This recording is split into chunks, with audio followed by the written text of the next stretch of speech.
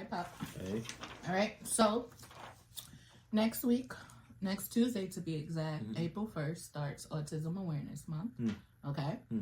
And I wanted to create this little project between you and I in hopes that we could inspire other people who have similar dynamics like us. So I am a parent raising you who is on the spectrum, and as a person living with autism, hopefully you can inspire another autistic teen out there. Okay?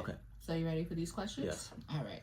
So first question is, what does being autistic mean to you? Like, struggles are going to be different. Like, your struggles are going to be different from other people that are not on the spectrum.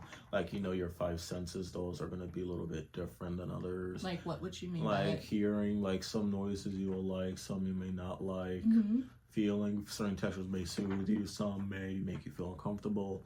Taste, like, textures of food. And hearing is, like, same thing as what I said, Okay, so those are the things that being autistic means to you, is just through your struggles? Yeah. Okay. Do you ever feel like it's a burden or it's one of your unique traits? Well, I would say unique traits because, like, in school and art class, I kind of, like, do stuff that people, like, may think of but never really do. Okay, so it's never been a burden to you? Nah. I love that. All right, what do you have to ask me? What was it like when you first found out I was autistic? So believe it or not, right? Children, when they're first born, they are measured by not only height, weight, and things to make sure that you're growing properly, but there's also developmental milestones, right?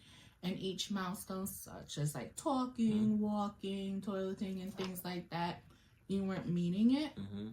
And you know, in the back of our minds, we kind of had an idea, but it wasn't until we had you evaluated that what we thought was true, and we understood that our journey was going to look a little different from other families.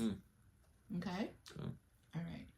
Are there things about being autistic that make you feel proud or unique?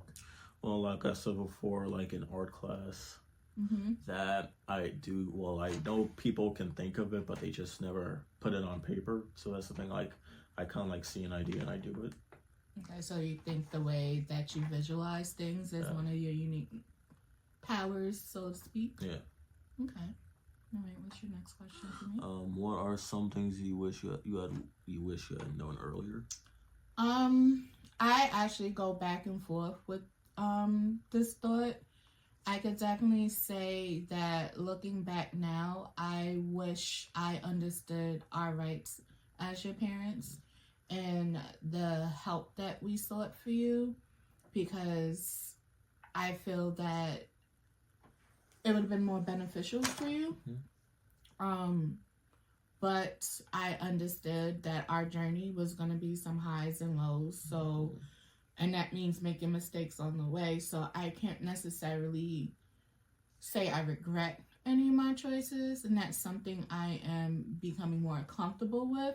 But I will say that now that I fully understand that we do have rights, right, it makes things a little different and better for us. Okay? When do you feel most at peace or comfortable? And when I'm at home, not in school, like somewhere like at family's house, like at my uncle's, or just somewhere away from school. Okay, why away from school? What about school that makes you uncomfortable? It's just like the social part. It's like trying to talk to people or trying to find interest out loud. When I do find interest out loud, like starting conversations, stuff like that. Okay, the social part about it. So being surrounded by a lot of people and trying to find out how you could fit in. Yes. Okay, I'm sorry that you feel that way. Are there any other ways that school could be more comfortable for you? Well, people understood what I go through. Okay, how do we do that? Well, I mean, you did that before, and what grade was it? Oh, when you were in the 5th grade? Yeah, 5th grade, yeah. So when I did those workshops in your class? Yeah. Okay. Definitely more education about life on the spectrum is needed all over, right? So I agree with that. I actually don't mind speaking to the school and seeing how we could do that more often. Okay? All right, your turn. What helps you stay calm or hopeful when things get stressful? I mean, there's a lot of things. Same way, like when things get stressful for you, right? We remind you of your coping strategies. I have coping strategies, so I do some deep breathing myself. Like we teach you to do some deep breathing. I take a break. I separate myself. I will go on a long car ride just to empty out my mind. But most importantly, I try to do anything I can to calm myself down because I know you rely on me being calm. So if we're in a stressful situation and I'm heightened and stressed, that's only going to make you worry even more. And my job is to make sure that you're not stressed so we can find a solution to the problem. Okay? Okay.